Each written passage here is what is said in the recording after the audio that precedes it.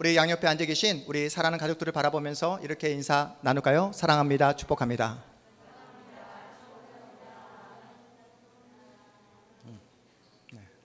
네, 감사합니다. 저는 시간이 날 때마다 우리 이한이, 우리 수한이 손을 붙잡고 동탄에서 가장 높은 산 무봉산에 이렇게 오르게 되는데요. 무봉산 높이가 360m입니다. 360m. 네. 여러분, 우리 한국에서 가장 높은 산이 어느 산이죠? 한라산. 한라산이 몇 미터죠?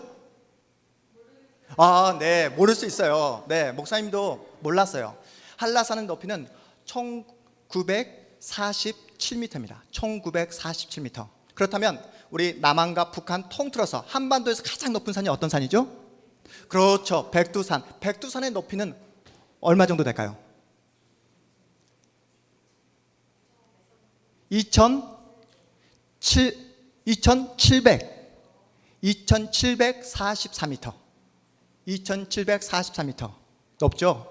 네. 우리 이한이가 무봉산에 저랑 함께 오르게 된다고 했잖아요. 그런데 그렇게 오를 때마다 아빠 너무 힘들어요.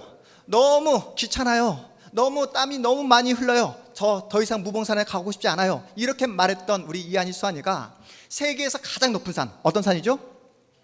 에베레스트. 에베레스트에 가고 싶다고, 그래서 그 동영상 유튜브를 통해서 에베레스트 산에 등산하는 그 모습을 보여달라고 그렇게 조르는 우리 이한이 수한이었습니다. 여러분, 세계에서 가장 높은 산 에베레스트 산이 높이가 얼마 정도 되는지 아십니까? 8,844m. 네, 8,800. 네, 무봉산 높이의 무려 25배에 달하는 높이입니다. 엄청나죠? 에베레스트는 여러분 아시는 대로 히말라야 산맥에 이렇게 속해 있잖아요. 히말라야 산맥에 속해 있는 그 14개의 봉우리가 있습니다. 8,000m가 높이가 8,000m가 넘는 14개의 봉우리를 가리켜 제가 이번에 이제 살펴보니까 14좌라고 부르더라고요. 14좌. 8,000m가 넘는 그 모든 그 정상 그 봉우리를 가리켜 14좌. 네. 히말라야에 속한 에베레스트, K2, 로체 이런 그 봉우리를 14자라고 부르는데, 지금까지 이 14자를 완벽하게 완등한, 정복한 그 팀이 세계에서 30개 팀도 되지 않는다고 해요. 30개 팀. 그 중에서도 이 14좌, 히말라야의 그 가장 높은 그 봉우리를 그 14개의 그 봉우리를 다 정복한 한국 사람이 있을까요? 없을까요?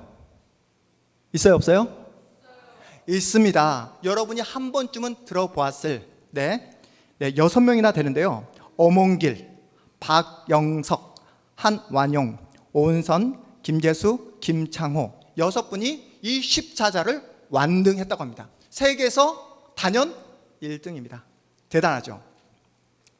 여러분, 세계 영화인들이 가장 받고 싶어하는 상이 어떤 상인지 아십니까? 아카데미상, 오스카상. 이번에 한국을 빛낸 여자 배우가 있었잖아요. 네, 윤여정이 이번에 미나리라는 영화를 통해서 오스카에서 여우 조연상을 받게 되었습니다. 이 등반계에서도 이 오스카상에 비견한, 아니 노벨상처럼 느껴지는 그 상이 있는데 그 이름이 황금 피켈상이라고 이야기를 하더라고요. 황금 피켈상. 매년 등반 성과를 낸 산악인들에게 이 상을 이렇게 증정을 한다고 합니다. 세계에서 가장 많은 14자를 완등한 사람을 배출한 우리 한국 사람들 가운데 이 황금 피켈상을 수여받은 사람이 있을까요? 없을까요? 여러분? 있을까요? 없을까요? 세계에서 단연 1등입니다. 그런데 놀랍게도, 아쉽게도 이 황금 피켈상을 받은 한국 사람은 단 한 사람도 없다고 합니다. 황금 피켈상을 수여하는 주최 국가가 프랑스라는 나라인데요. 우리나라에는 히말라야 이 14좌를 완등한 사람이 6명이나 된다고 했잖아요. 그런데 이 산악 강국인 프랑스는 한 사람도 없대요. 14자를 완등한 사람이 한 사람. 이웃 일본도 한 사람도 없다고 합니다. 영국에 딱 한 사람이 있대요. 딱 한 사람. 여러분, 그렇다면 이 산악 강국들이 이 14자를 완등 하지 못한 이유가 무엇일까요? 우리나라 사람들보다 등산을 잘하지 못해서일까요? 전혀 그렇지 않습니다. 그들은 히말라야 이 14개 봉우리를 올라가는데, 정상을 타는데 큰 의미를 부여하지 않기 때문이라고 하더라고요. 그들은 문명의 도움을 최대한 받지 않고 아무도 가지 않았던 새로운 경로, 그리고 새로운 방법으로 등반하는 것을 가치 있게 여긴다고 합니다. 산소통을 의지하지 않고, 인간의 과학기술을 의지하지 않고, 온전히 인간의 힘으로만 오르는 것을 가장 의미 있게 생각을 한다고 합니다. 이런 방식으로 등산을 할 때만이 자연 앞에선 자연이 얼마나 거대하고 얼마나 위대한지를 느낄 수 있다고 합니다. 그런데 오늘날 히말라야 그 등반, 이 등산이 너무나 변질되어 버렸다요. 왜 그럴까요?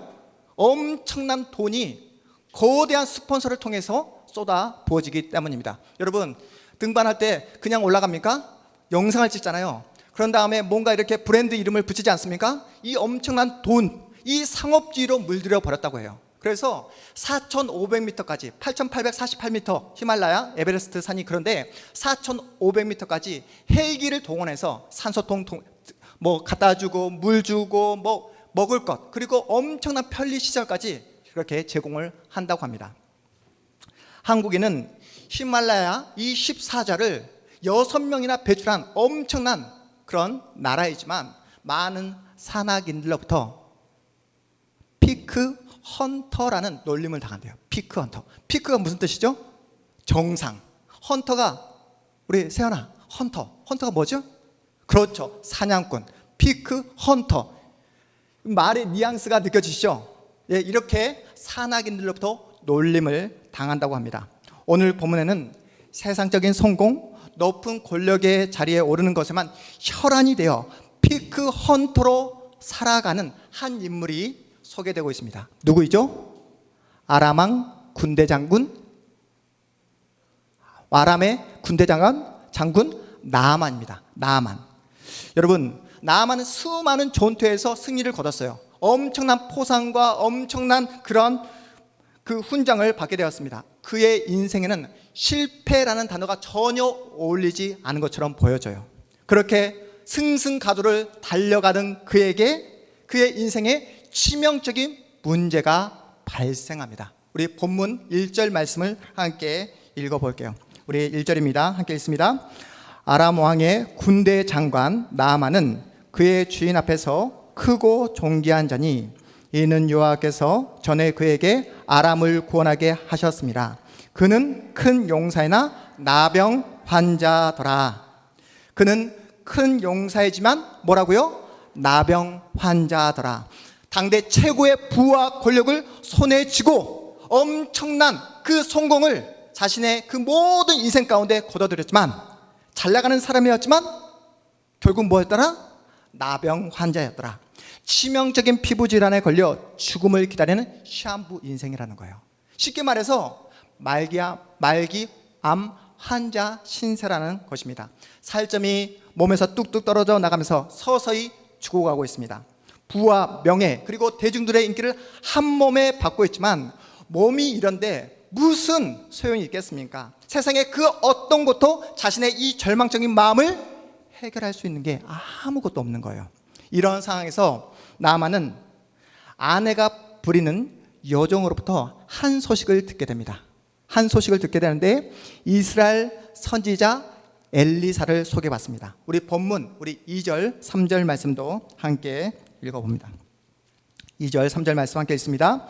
전에 아람 사람이 떼를 지어 나가서 이스라엘 땅에서 어린 소녀 하나를 사로잡음에 그가 나아만의 아내에게 수정들더니 그의 여주인에게 이르되 우리 주인이 사마리아에 계신 선지자 앞에 계셨으면 좋겠나이다.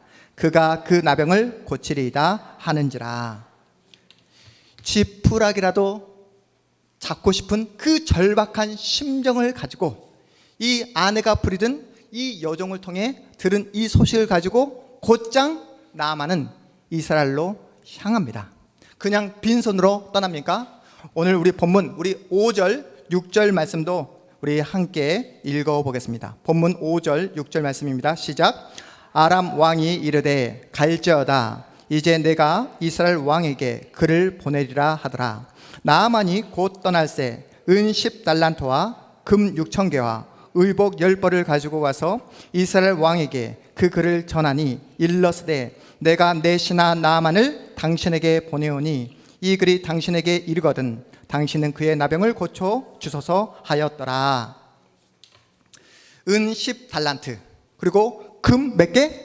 6,000개, 의복 10벌, 10벌은 물론이고 아람 왕, 당대 가장 강력한 그 패권의 중심이었던 아람 왕의 친서까지 가지고 엘리사에게 곧장 달려간 것이 아니라 나만이 누구에게 찾아가죠?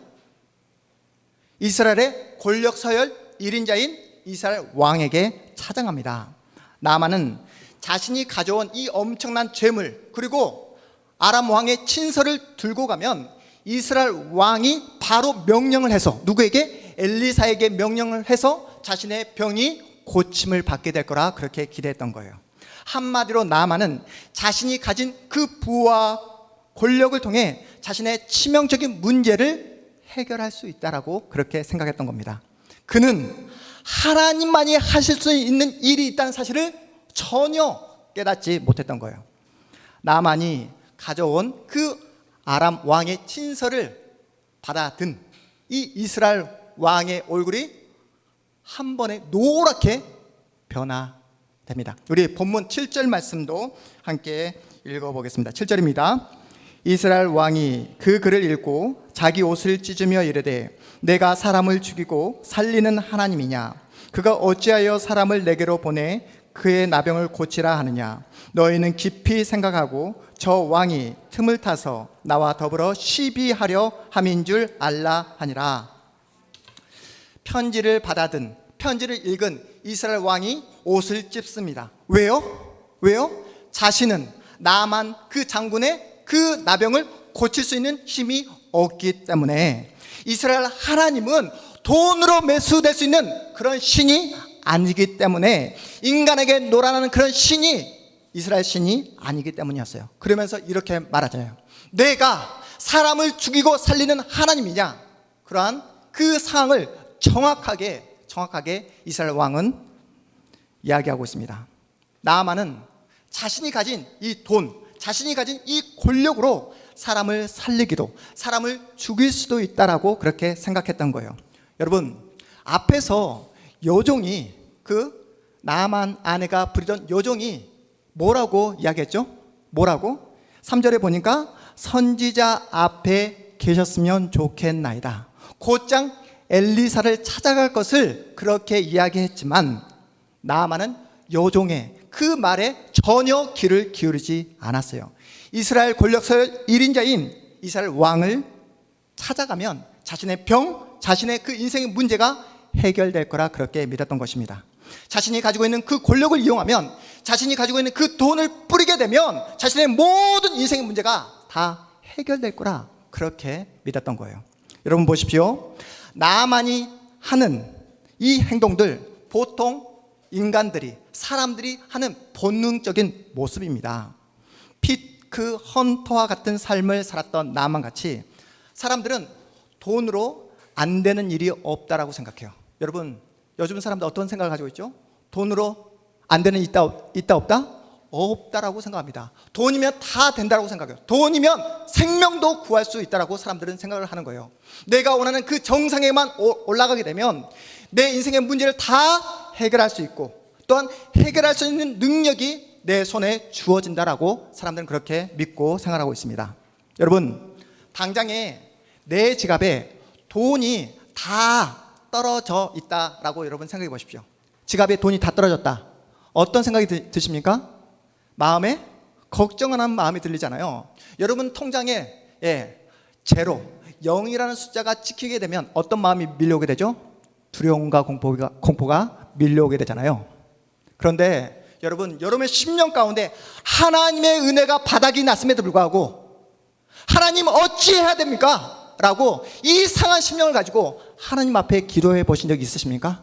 내 10년 가운데 내 영혼이 망가지고 있음에도 불구하고 하나님의 은혜가 전혀 나에게 작동되지 않음에도 불구하고 하나님, 제가 하나님의 은혜가 없이 망하게 되었습니다 라고 이렇게 심각하게 여러분의 영혼을 위해 기도해 보신 적이 있으십니까? 우리는 내 영혼의 심각성을 전혀 깨닫지 못한 채 피크 헌터와 같이 오직 돈을 바라보며 오직 정상만을 바라보며 살아가고 있는지 모릅니다. 여러분도 잘 알고 있듯이 클래식을 열심히 공부하는 학생이라면 이제 대학을 졸업하고 대학원을 한국 대학원으로 가기보다 유럽으로 유학을 떠나는 한국 학생들이 많이 있습니다. 그리고 한국 학생들 유학을 떠나게 되면 피나는 그 노력을 하면서 열심히 노력하고 연주하고 공부합니다. 그래서 그렇게 열심히 공부해서 여러 콩쿠르 음악회에서 높은 그 자리에 올라가서 입상을 거두기도 합니다. 그런데 여러분 아십니까? 나중에 보면 그렇게 여러 콩쿠르에서 그 높은 그 입상을 하게 되고 또 그 1등을 하고 했음에도 불구하고 나중에 시간이 흘러 음악적으로 거장의 그 자리에 올라가는 사람이 한국 사람들 가운데는 별로 없다는 거예요. 왜 그럴까요? 열심히 피아노는 치지만, 열심히 성악을 연습하지만, 열심히 바이올린을 연주하지만 음악 자체, 왜 내가 노래를 해야 되는지, 내가 왜 연주를 해야 되는지에 대한 그 이해가 없기 때문이라는 전문가의 이야기를 제가 듣게 되었습니다. 여러분, 우리 한국 사회를 보면 우리 동탄 한마음교회 사이즈가 큽니까? 적습니까? 적어요. 그런데 한국에 보면 엄청나게 큰 건물을 가진 한국 교회들이 즐비합니다. 엄청난 성도들이 주일날이면 교회 문 밖으로 이렇게 나오는 그런 교회들이 엄청나게 많습니다. 세계 50위 안에 드는 그 교회들이 한국 교회 안에 즐비합니다. 여러분 그거 아십니까? 한국 교회 안에 기네스북에 오른 교회도 있다는 거. 네, 기네스북에 성도 그리고 건물로 기네스북에 오른 그런 교회도 있습니다. 하지만 그 교회 사이즈만큼 존경받는 교회들이 얼마나 되는지 의문입니다. 여러분 교회 사이즈가 중요합니까? 교회 사이즈보다 뭐가 중요하죠? 그 교회 가운데 예수의 생명이 있는가, 은혜가 있는가, 예수께서 역사하고 있는가, 그리고 예수를 믿고 따르는 참된 신자가 그 교회 가운데 있는가, 이것이 중요하지 않습니까? 엘리사는 이스라엘 왕이 나아만 장군 때문에 자신의 옷을 찢었다는 그 소식을 듣고 나아만 장군을 자신에게 보내라고 이야기합니다. 그렇게 나아만을 불러놓고 엘리사 선지자는 문 밖에도 나가보지도 않습니다. 당시 나아만이 누구라고요? 가장 강력한 힘을 가진 아람 왕의 군대 장관이라니까요. 이스라엘 왕도 나아만 앞에서 쩔쩔매는 그런 위력적인 힘을 가진 그런 존재입니다. 이런 상황에서 나아만은 고작 정말 이름도 없는 작은 이스라엘의 선지자 엘리사가 자신을 문정박대하는 모습 속에서 자존심이 상해합니다. 그것도 나아보지도 않고 종을 보내 소식을 전하는데 그 소식이 과간입니다. 우리 본문 10절 말씀 함께 읽어보겠습니다. 본문 10절입니다. 엘리사가 사자를 그에게 보내 이르되 너는 가서 요단강에 몸을 7번 씻으라. 내 살이 회복되어 깨끗하리라 하는지라. 아멘. 나아만은 자신이 가져온 그 돈을 받으면 엘리사가 신유의 은사를, 놀라운 그 기도, 또 하늘에서 불이 떨어지는 그런 놀라운 신유의 은사를 자신의 눈앞에서 보여줄 거라 그렇게 기대했던 거예요. 그런데 요단강에 가서 몸을 그저 7번 씻으라 라고 이렇게 이야기합니다. 여러분 같으면 이런 상황에 어떤 반응을 보이시겠습니까? 나아만은 돈도 가졌어요, 권력도 가졌어요, 능력도 있습니다. 세상의 모든 것을 다 가진 나아만에게 그저 요단강에 내려가서 몸을 7번 담그라. 나아만이 할 수 있겠습니까? 자신이 농락당했다고 생각하고 모욕당했다고 생각하고 분노해서 그 자리를 떠나려고 합니다. 나아만은 요단강에 내려가 몸을 씻는 그런 일은 바보나 하는 짓이라 그렇게 생각을 했던 거예요. 돈이 필요하지 않잖아요. 능력이 필요하지 않잖아요. 권력이 필요하지 않잖아요. 누구나 할 수 있는 일이었기에 모욕감을 느꼈던 것입니다.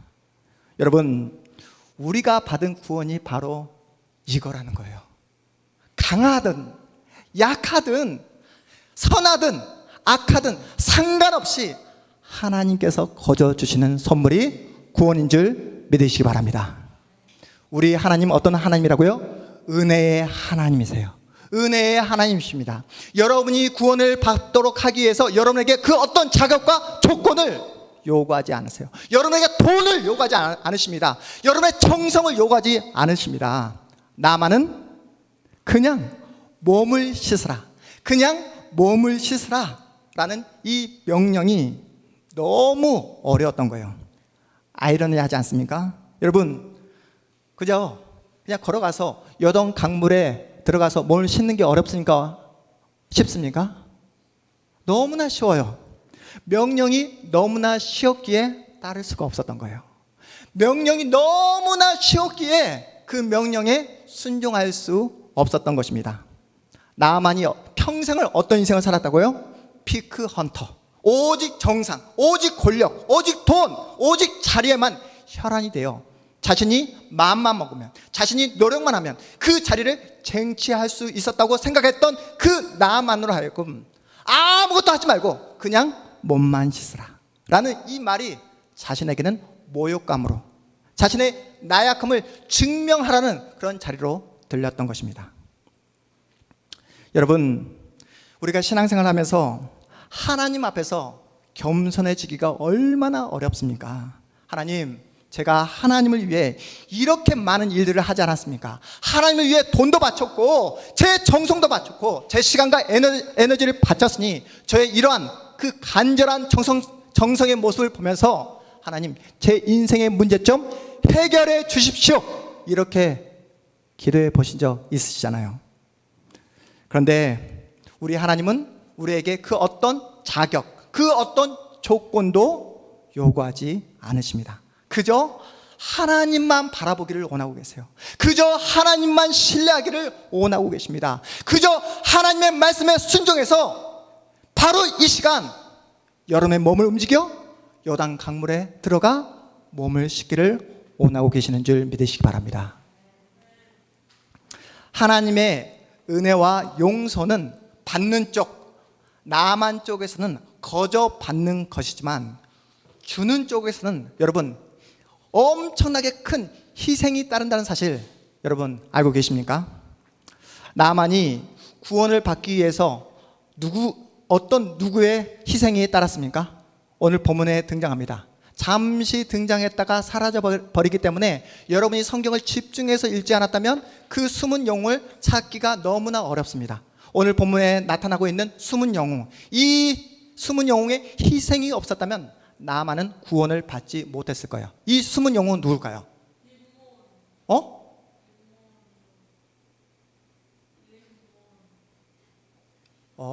제가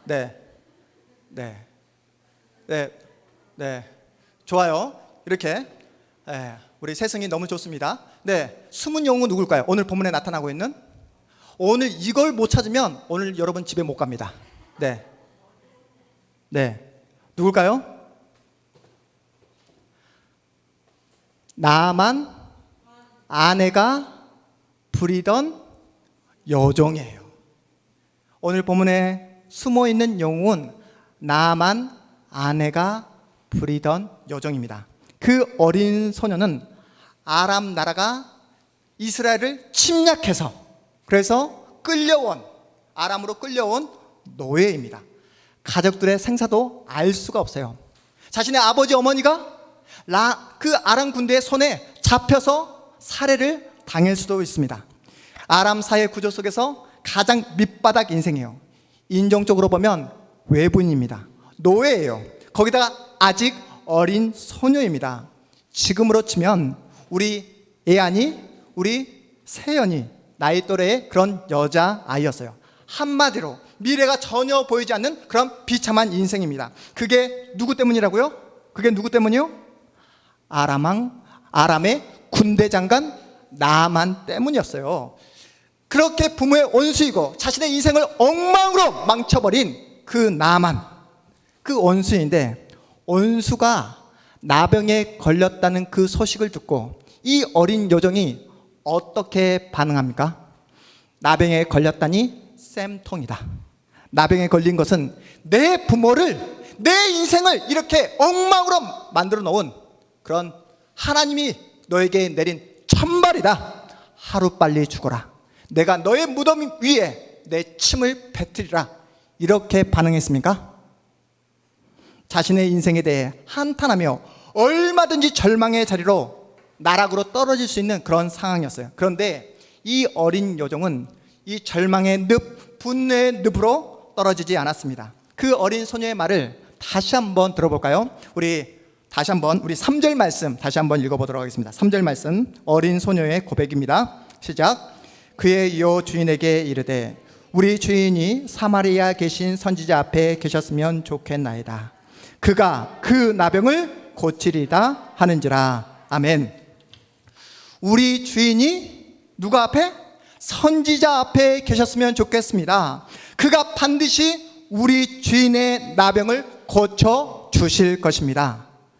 나만에 대한 안타까움이 묻어나고 있어요.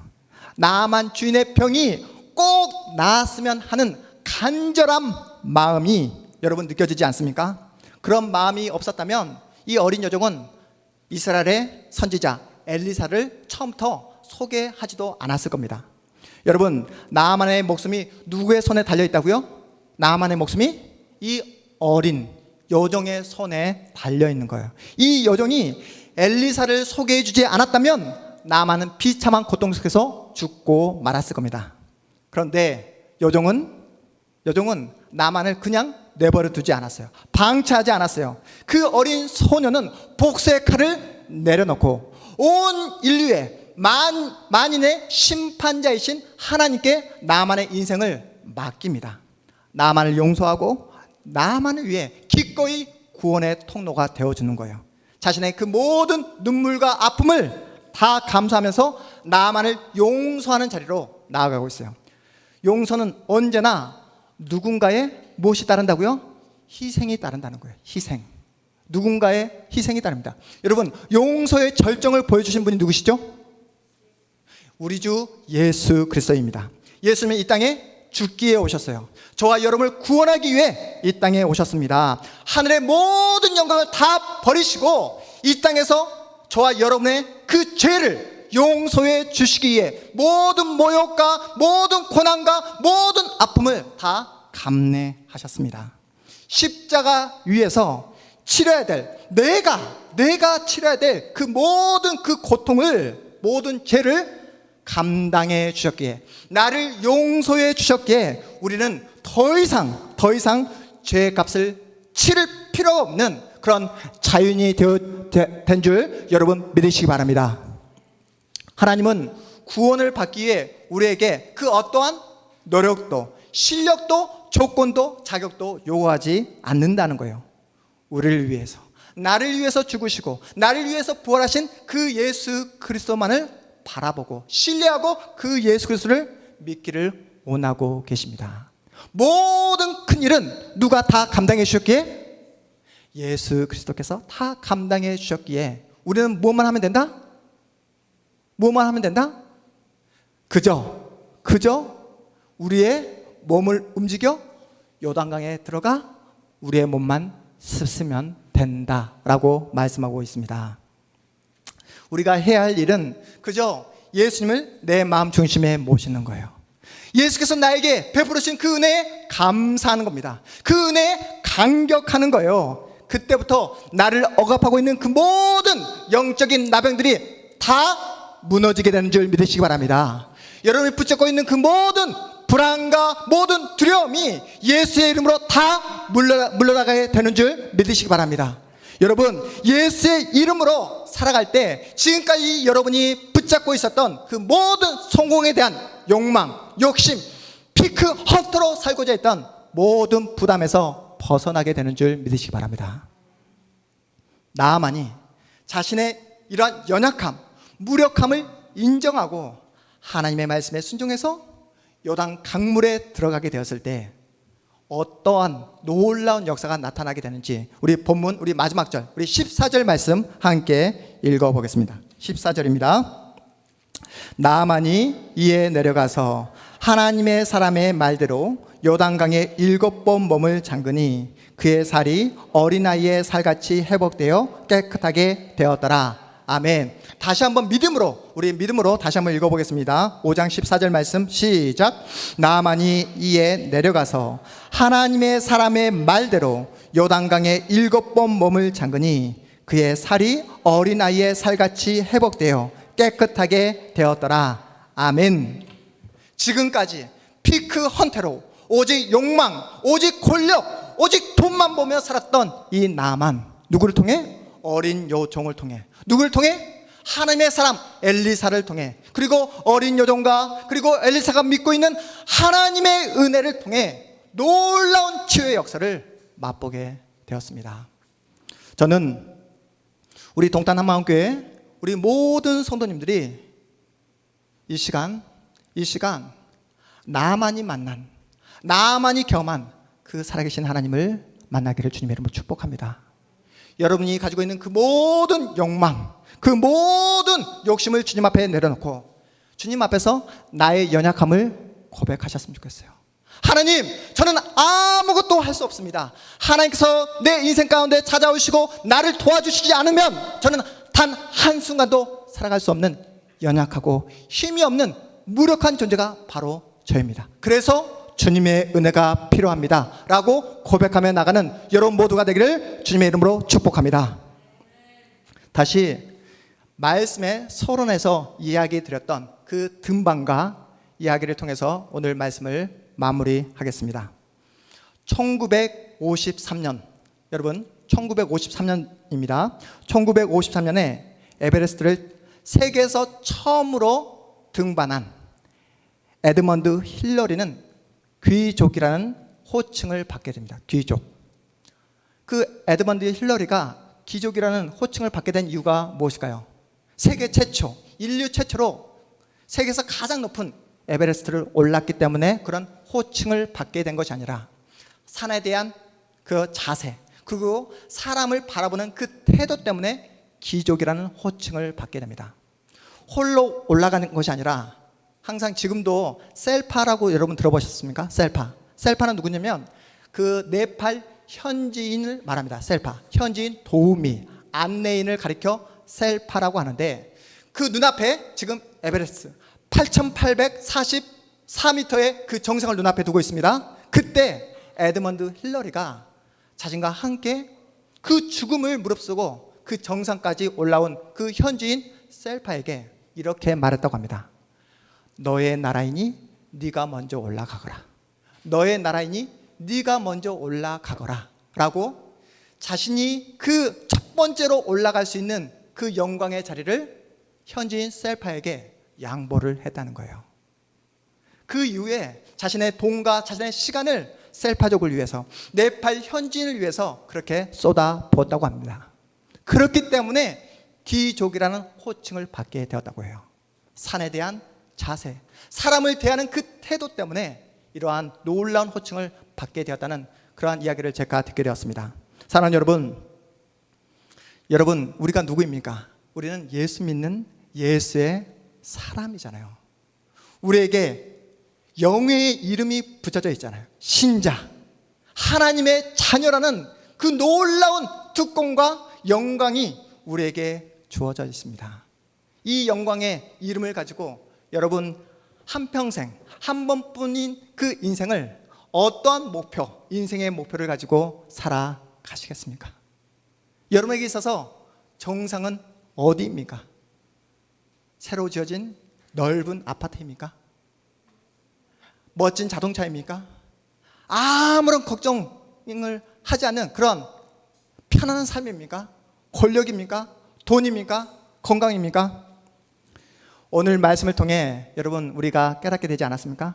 세상의 그 어떤 것으로도 내 마음을, 나의 불안과 나의 두려움을 해결할 수 없다라고 우리가 깨닫게 되지 않았습니까? 그러니 더 이상 눈에 보이는 화려한 세상 쫓아가지 말자고요. 남들이 가졌다 해서 그 돈, 권력을 더 이상 부러워하지 말자고요. 여러분, 내 손에 쥐어진 것이 아무것도 없다고 해서 여러분 불평의 자리, 원망의 자리로 나아가지 말자고요. 왜요? 우리에게는 누가 계시다고요? 살아계신 우리 하나님이 우리 아버지인 줄 믿으시기 바랍니다. 여러분, 예수께서 여러분과 함께하고 계십니다. 그리고 지금도 여러분 안에, 여러분 마음속에 내주하고 계셔서 여러분을 위해서 중보하고 계시는 누구요? 성령 하나님이 여러분과 늘 함께하고 계십니다. 그러니 이제는 더 이상 눈에 보이는 세상을 바라보며 피크 헌터와 같은 삶을 내려놓고 내 힘과 내 능력과 내 실력으로 살아가고자 하는 그 모든 마음을 주님 앞에 내려놓고 예수를 만난 예수의 사람답게 이제는 누구의 이름으로? 나사렛 예수의 이름으로. 누구의 이름으로? 나사렛 예수의 이름으로. 누구의 이름으로? 나사렛 예수의 이름으로 믿음으로 승리하며 나가는 여러분 복된 인생, 복된 미래가 되시기를 주님의 이름으로 축복합니다. 우리 자리에서 일어나겠습니다.